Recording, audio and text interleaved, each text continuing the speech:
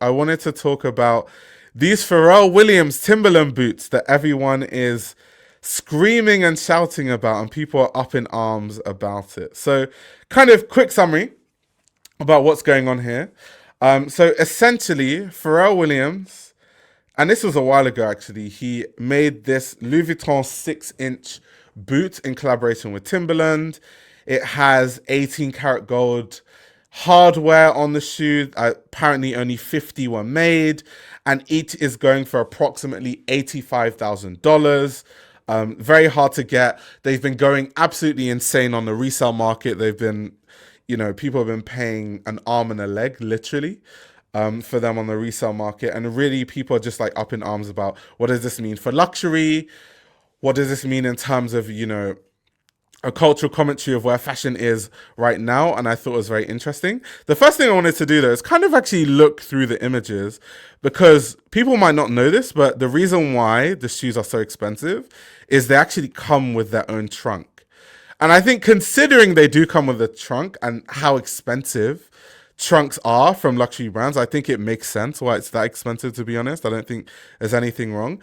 And the first thing that came to my mind personally when I really thought about this was, one, the millionaire bag. If you guys remember, like when Pharrell Williams did this, where it literally he made a Speedy that cost $1 million and he was calling it the millionaire bag. Now, why do I think this is actually like really good for Louis Vuitton and Pharrell and everything associated?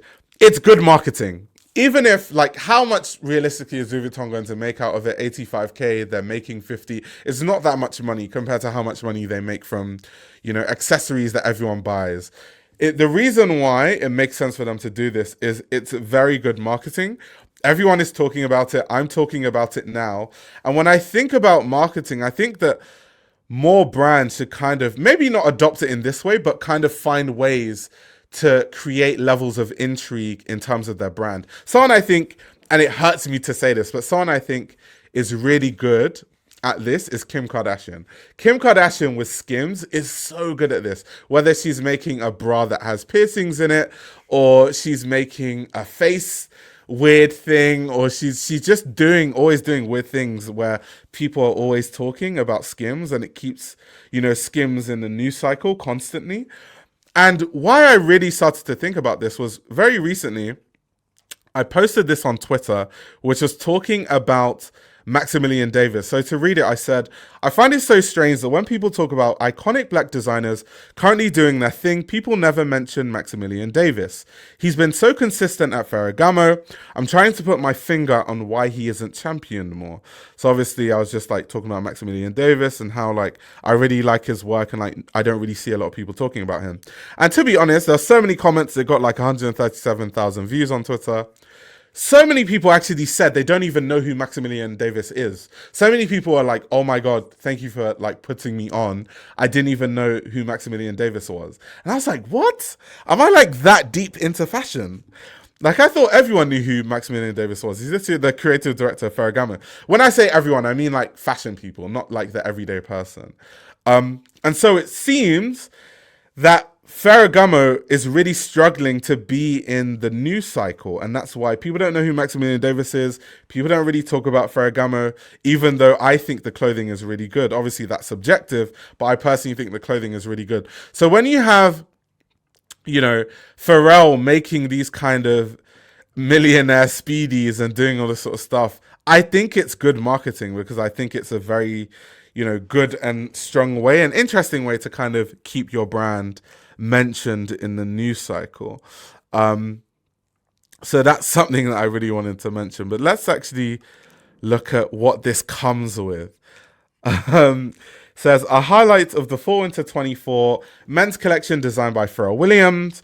The Louis Vuitton Timberland 6-inch high-end ankle boot reinterprets the iconic Timberland 6-inch boot with the luxury savoir-faire of Louis Vuitton. They love that. They love that phrase, these luxury brands, savoir-faire.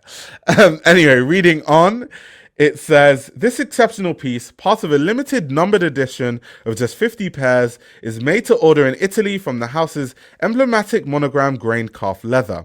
It is finished with 18 karat gold details, notably the Louis Vuitton initial signature on the tongue, which is engraved with a special message from Pharrell Williams, "The sun is shining on us."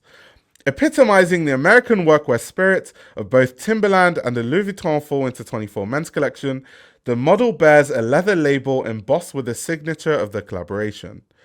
Testifying to the travel heritage of Louis Vuitton, it is presented in a hard-sided box monogram canvas with natural leather trim and a monogram plexiglas front. So yeah, very, very, very interesting. I think, to be honest, Pharrell Williams, since he's gone to Louis Vuitton, has had a lot of workwear in a lot of his collections. I've kind of talked about this a lot, to be honest, even when we've talked about and we've mentioned the fact that he has those like Carhartt looking jackets, right? Let me just put the collection on the screen so you guys can see what I'm talking about. Yeah, this collection had like the Carhartt jackets. I find it really interesting, and someone has even alluded to it, right? The working class, cosplaying the working class. Exactly that. I was going to make a point about this. Because to me, I just find it so interesting that luxury fashion built, and I'm not saying it's good or bad, it's just interesting as someone observing. The luxury fashion has gone from creating signifiers of wealth that separate you from the working class to now luxury is about cosplaying as the working class and wearing clothing that signifies working class tropes, but having these if you know details that is kind of what separates you, right? It's kind of, you wear what the working class wear, but people don't know that the lining of your jacket costs 10k, or that it has 24 karat gold details on it, or it's a Louis Vuitton version, it's not the Carhartt version. So this is kind of, it looks ubiquitous, but actually it's more sinister than that. It's just very, very interesting. They love to sprinkle savoir-faire. Yeah, they really love to do that. So I think it's just very fascinating to me, pairing Timberland specifically, a brand so historically associated with durability and, hard labor, like construction workers would wear Timberland boots, outdoor utility, and then Vuitton, which is kind of like, now people think of it as this like aspirational brand, and kind of those two worlds merging in a way. It's so dystopian. It's so like post-luxury dystopian. It's crazy. They're going in a similar direction as the Birkin with the marketing. Yeah.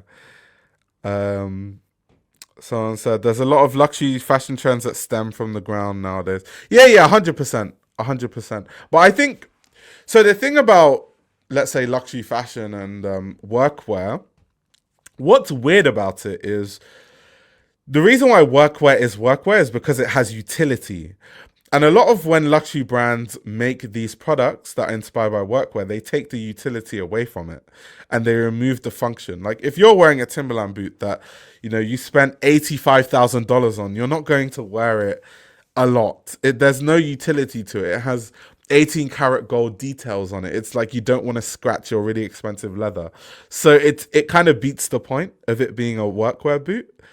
And then it just becomes kind of like rather than the actual thing, it just becomes like a caricature of that actual thing, or kind of what it's supposed to represent. And then it also becomes, because I always talk about price and quality and all these kind of conversations. Now, obviously, brands are open to charging whatever they please. However, I do think it's very interesting that brands can charge these outrageous prices for really what is just the zhuzhed up Timberland boot or a zhuzhed up Carhartt workwear jacket. Because ultimately, how good can the quality of a Carhartt jacket be? What are you going to do instead of using the cotton canvas they normally use? What are you going to use instead? Wool? How luxurious can you make a Carhartt jacket before it's diminishing returns? Like, what's the most you can charge for a Carhartt jacket if you're using like you know, vicuña wool or something like that. I'm trying to think of like a really expensive fabric. How expensive could you possibly make it? So that's what makes it, lose sense as it progresses with kind of trying to make these workwear pieces luxurious. It's just weird. It's really, really weird. Yeah, they are all obsessed with Carhartt, Levi's, and Dickies, 100%. I hope they never collaborate with Dr. Martens. Docs are too good for it. I feel like everyone has collaborated with Dr. Martens at this point. I wouldn't put that past them, to be honest. I think, yeah, Dr. Martens has at this point collaborated with every brand under the sun. It's just some luxury brands that are left really to collaborate with Dr. Martens. Phoebe Philo takes that motive. I can charge what I want too far sometimes. I'm not even too mad at Phoebe Philo. I don't think that her prices can be outrageous, but I don't think they're that crazy. I've never seen a Phoebe Philo price and I've been like, that's outrageous. I more think about that from the row, to be honest. Or I think about it from, especially when the row copies pieces. We've talked about this in a previous stream, but the row will literally copy pieces one of one. And I'll be like, oh my God, I literally saw that jacket 5 years ago when I went to the MoMU Museum and I was looking through their archive of clothes. That is literally a copy. They probably had access to that same garment and they just like copied it in their studio and then they're charging like outrageous prices for it. So I think that's when I have an issue. That's why I have an issue with the row. I think they could do something like that. One expensive basic coat.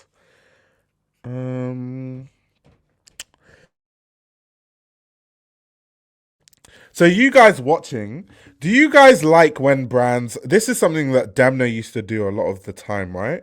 Where he would essentially have something really basic but make it in a couture way. He did that with a hoodie in his couture collection where essentially the piece was painted on with couture techniques and it took like so many hours to paint on it, right? And it's like this idea of like using these really high couture techniques on very everyday clothing. I don't really like that. I don't even see the merit of doing stuff like that, to be very honest with you.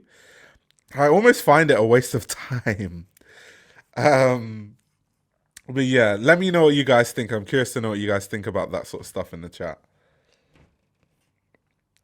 Rich people not stealing designs from minorities, working class, the oppressed, military, challenge level impossible. Demna couture hoodies were travesty. Yeah, facts. They were crazy. I find those things kind of like a waste of time, to be honest. So that's why I have an issue sometimes when I see that. I think I can see the merit with stuff like this though, because at the end of the day, it's good marketing. They're not going to make that much money from it. But from a marketing standpoint, I think it's quite genius. And I think that, especially with the conversation I had around Maximilian Davis and people not really talking about Ferragamo, despite Ferragamo being worn by A-listers.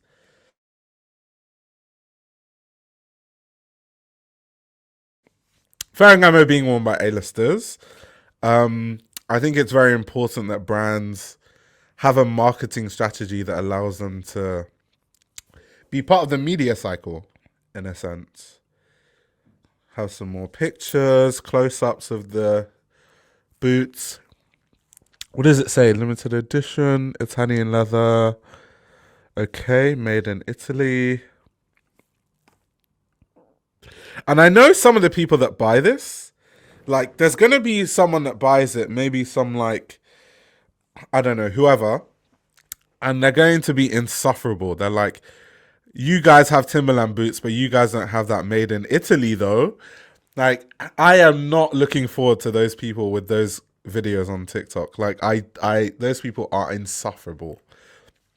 Do you guys have the made in Italy's though?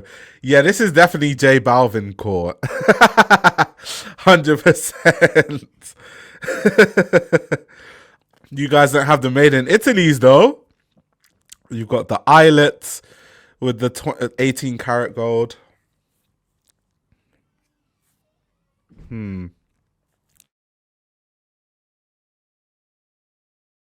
That hardware on the tongue is really tacky. I'm so sorry.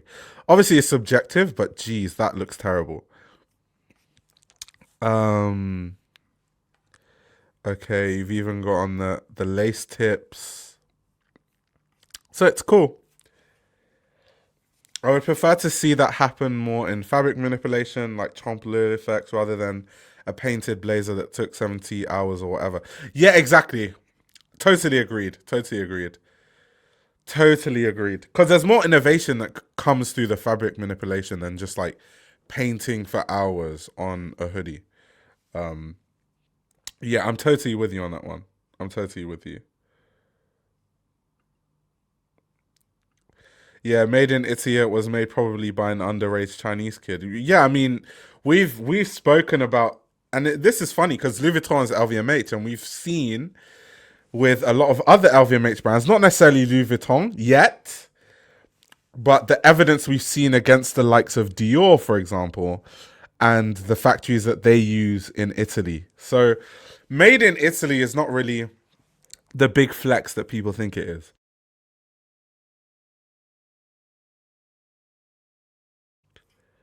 LV monogram all over the leather ruins them for me. Interesting. Yeah, I don't. They could have been really cool if it was kind of like more understated, but like, so if they did the normal Timberland boot, let me show, let me go on the main page, 1 second. So if they did the normal Timberland boot, but then let's zoom in. Okay, so if they did the normal Timberland boot, but the eyelets had this same like gold, like Louis Vuitton eyelets, removed the LV bit here on the tongue. Um, I mean, the strap can stay, and then yeah, the logo that's completely fine. That would have been like cool because it would have been understated. You could still see from a lot of the hardware it's Louis Vuitton. 'Cause I know customers are obsessed with like, why am I buying Louis Vuitton if everyone doesn't know it's Louis Vuitton? I know that's how customers think, but I think that would have been a much more tasteful design. It's just, wearing boots that just have this all over monogram with the LV eyelets and the LV embossed on the tongue, and it's just a lot. It's really a lot. This is definitely for the rappers who want to use it as a prop in a music video. LV Racheta is the biggest scam of fashion history, cost cutting, lazy. 9 times out of 10, it ends up staying and dirty. Yeah, facts. Um, Was it you who said that made in France is usually the highest quality marker? Is it also a Chinese person in a French sweatshop? I see the made in France tag. That definitely wasn't me. So what I say is that good quality comes from many different places in the world, and different parts of the world specialize in very specific things. So yeah, there's parts of like Asia, like Taiwan and like China, they specialize in like sportswear. So even if you tried, you couldn't get higher sportswear elsewhere. So there's places like Portugal that specializes in knitwear. Italy is also specializing in knitwear. There's places like Japan that specializes in denim. So it really just depends on like, what are we talking about? What's the fabric? What's the garment? What's the item? I don't think there's one place in the world that like, if it's made in this place, it must be good quality. It's like that. It's like only in this place can you get quality. The closest thing to that is Japan.